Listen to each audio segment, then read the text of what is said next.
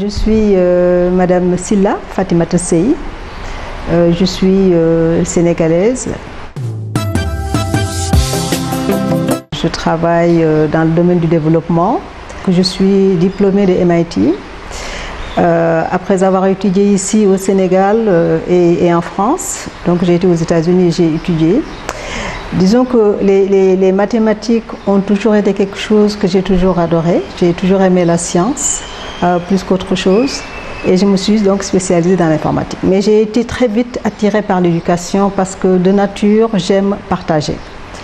Et c'est ça qui a créé un peu, qui a motivé la création de notre ONG qu'on appelle Bokjang et qui a pour objectif principal vraiment d'encadrer les jeunes et surtout les femmes. Pourquoi? Parce que nous savons que les femmes ont été pendant longtemps derrière en ce qui concerne la technologie, en ce qui concerne les sciences et la technique. Ce n'est pas parce qu'elles ne sont pas aussi bien outillées que les hommes, mais c'est tout simplement parce que leurs préoccupations quotidiennes font qu'elles n'ont pas toujours le temps, la latitude de s'investir comme il faut. Et c'est pour cela que, avec l'expérience que j'ai eue en utilisant l'ordinateur pour mieux apprendre et pour enseigner, j'ai dit pourquoi pas aider les femmes et les jeunes en général à mieux poursuivre leur éducation en utilisant les technologies de l'information et de la communication. Je suis moins brillante en mathématiques et en sciences. Et honnêtement, le choix de faire l'informatique a été un choix comme ça. Parce que pendant ces années-là, ce n'était pas vraiment une matière qui courait les rues. Disons que c'est avec l'appui de mes professeurs de lycée à l'époque, donc parce que j'ai eu mon baccalauréat à partir du lycée Kennedy, ici à Dakar, et je disais, moi je ne sais pas quoi faire, mais je sais que ce que je veux faire, je voudrais quelque chose où il y aurait de l'anglais, où il y aurait des mathématiques, où il y aurait de la science, etc. Et c'est mon prof de maths qui me dit, mais pourquoi pas faire l'informatique? J'ai dit, mais c'est quoi l'informatique à l'époque? Et il m'a expliqué, il me dit, mais malheureusement, ça ne peut pas se faire au Sénégal, vous serez obligé de sortir. Donc un peu c'est ça qui m'a amené donc, un peu dans le créneau de l'informatique.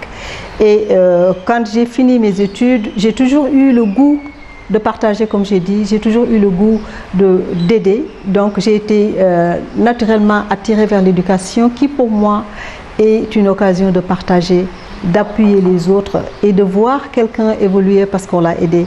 C'est quelque chose qui me fait énormément plaisir. Donc l'utilisation plutôt donc, des technologies de l'information et de la communication comme outil d'enseignement et d'apprentissage, c'est quelque chose qui m'a suivi depuis le début de ma carrière universitaire, de mes études au niveau de l'université et depuis, je n'ai pas arrêté. Et aujourd'hui, je peux dire que je fais encore plus d'éducation qu'informatique, l'informatique n'étant là qu'un outil. Une expérience peut-être que dont je suis fière, c'est le fait de pouvoir encadrer des jeunes filles africaines, pas seulement sénégalaises, en trouvant des financements à gauche et à droite pour les appuyer à vraiment se perfectionner dans le domaine du développement des applications mobiles par exemple, pour leur permettre de percer. Parce que c'est des femmes, c'est des jeunes femmes qui sont capables d'aller très loin, qui ont juste besoin d'encadrement, qui ont besoin de modèles aussi. Et je suis aujourd'hui contente et fière de pouvoir être un modèle parmi ces jeunes femmes, de pouvoir être un peu leur mentor, de pouvoir être leur maman. Je dirais, comme elles m'appellent affectueusement, maman, tout le temps.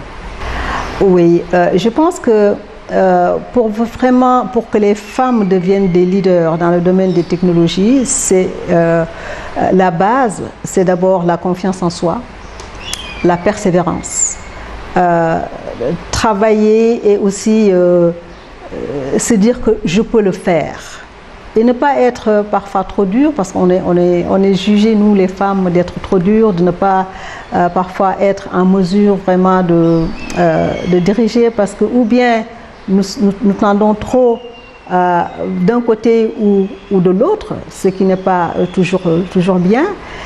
Aujourd'hui, il y a des structures qui ont pris conscience de cela et qui encadrent, qui font du coaching pour les jeunes femmes, pour les aider à devenir de vrais leaders.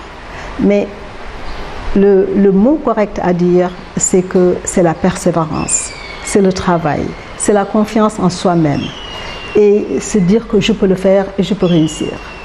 Et si on fait le laxisme en disant que bon, je suis une femme, je suis appelée à me marier, oui. Je suis appelée à faire des enfants, oui.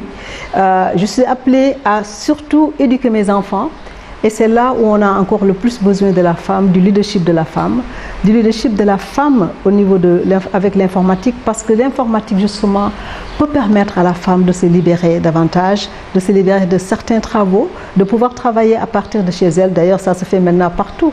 Et c'est une aubaine en fait pour les femmes aujourd'hui de pouvoir être chez elles, de pouvoir s'occuper de l'éducation de leur famille et de pouvoir travailler à distance, de pouvoir également être des leaders à distance. Ce n'est pas seulement les filles, je dirais que aussi les garçons font un peu la même chose, plus les filles parce qu'elles sont plus vulnérables, surtout en Afrique. Ce qu'on craint, c'est justement parfois on se lasse, elles peuvent se lasser très vite, manquer de persévérance, parce que nous savons que quand même tout travail demande sacrifice, demande endurance. Et quand c'est pas parce qu'on commence quelque chose et qu'on n'a pas tout de suite les fruits qu'on doit se lasser et tout laisser tomber. Et ce qu'on craint surtout, c'est ça, parce que le problème avec la jeune fille, c'est que elle veut bien parfois persévérer, mais les contraintes socioculturelles font qu'elles doivent peut-être aussi essayer de faire vite, parce qu'il faut se marier, il y a des pesanteurs qui ne lui permettent pas toujours de se libérer. Si les parents accompagnent la fille, si les enseignants aussi accompagnent la fille et lui montrent qu'elles peuvent le faire, qu'elles peuvent y arriver autant que les autres, sans pour autant gâcher, je devrais dire, leur image de mère, parce que quand même, après tout, nous avons un rôle qu'un homme ne peut pas jouer aujourd'hui. Et ça, c'est quelque chose qui leur amène toujours à réussir. Mais si la société n'est pas coopérante, si l'environnement reste hostile à la jeune fille, ce sera toujours difficile. Il y aura toujours une petite poignée qui pourra percer parce qu'ils ont pu avoir le courage, il est vrai, mais l'encadrement qu'il faut pour y arriver. Donc si j'ai quelque chose à dire, c'est de demander à l'environnement d'être plus clément, d'être plus sportif de la jeune fille, de la petite fille, et déjà dès le bas âge, qu'on essaie d'enlever ces stéréotypes comme quoi les filles devraient être dans une branche donnée et pas dans l'autre. Elles sont aussi capables que les hommes et que les garçons. Il suffit tout simplement de les appuyer et de les comprendre, de savoir qu'elles ont des spécificités pour que tout aille de l'avant et très très bien. Et pour le bonheur de notre société.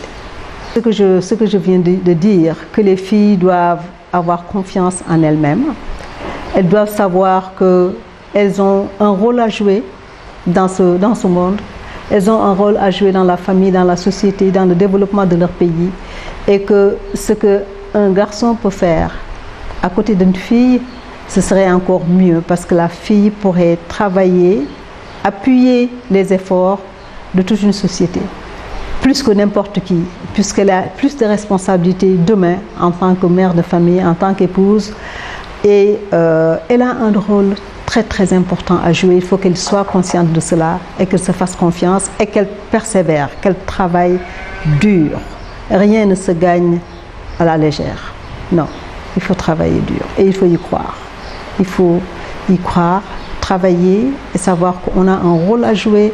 Il faut jouer ce rôle-là pour le développement de ce pays, pour l'épanouissement de la fille, l'épanouissement de la famille, l'épanouissement de toute la société.